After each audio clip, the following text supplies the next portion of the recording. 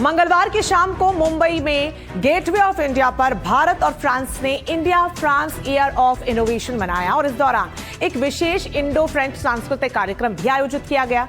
कार्यक्रम में फ्रांस के राष्ट्रपति इमैनुअल मैक्रों और प्रधानमंत्री मोदी शामिल हुए और इस दौरान लेजर शो के जरिए कई अलग अलग तस्वीरें गेटवे के भव्य दीवारों पर प्रदर्शित की गई। आप ये देखिए तस्वीरें। सांस्कृतिक कार्यक्रम का शानदार आयोजन किस कदर किया गया, इन तस्वीरों में आप देख पाएंगे गेटवे ऑफ इंडिया का ये पूरा इलाका, जहां पर देखिए रंगारंग रोशनी में सराबोर गेटवे ऑफ इंडिया और दोनों देशों की झलकियां यहां पर दिखाता हुआ इस पूरे कार्यक्रम को शानदार तरीके से आयोजित किया गया।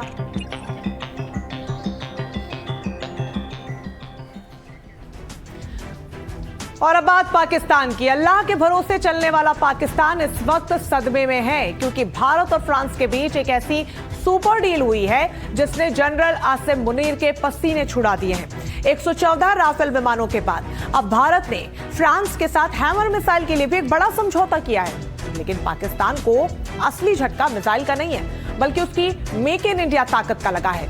जी हां, अब राफेल की जान कही जाने वाली ये घातक हैमर मिसाइलें भारत की जमीन पर ही बनेंगी। यानी अब पाकिस्तान के ठिकानों को तबाह करने वाला गोला बारूद भारत खुद तैयार करेगा।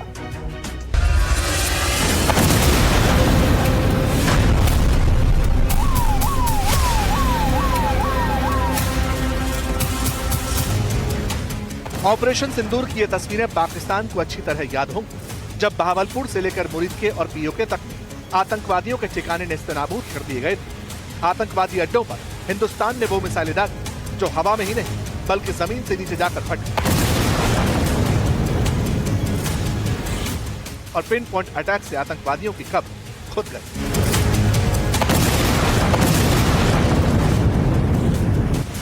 हिंदुस्तान की मार देखकर आतंकवादी रोने लगे, चीखने लगे, चिल्लाने लगे। ऑपरेशन सिंदूर की मार का कबूलनामा दुनिया के सामने गाया गया। हिंदुस्तान हार गया।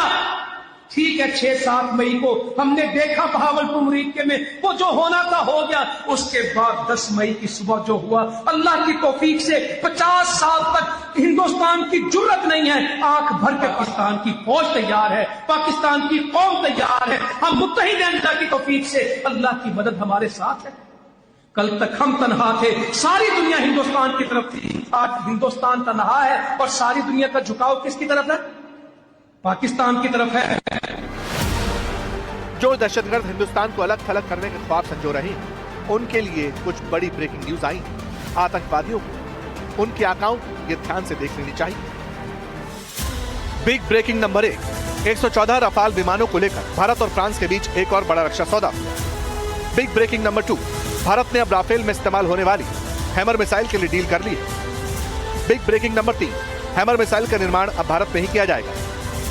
बिग ब्रेकिंग नंबर 4, अधिकांश विमान भी अब भारत में ही बनाए जाएंगे। बिग ब्रेकिंग नंबर 5, भारत और फ्रांस के लीडर्स की मौजूदगी में डील पर फाइनल मुहर लगी।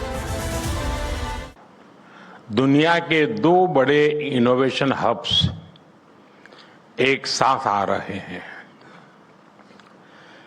जब हम भारत और फ्रांस की बात करते हैं तो हमारा रिश्ता इनोवेशन के साथ साथ ट्रस्ट का और शेयर्ड वैल्यूज का है। अगर पाकिस्तान की याददाश्त कमजोर है तो उसे याद दिला देते हैं कि हैमर और ऑपरेशन सिंदूर का क्या कनेक्शन है।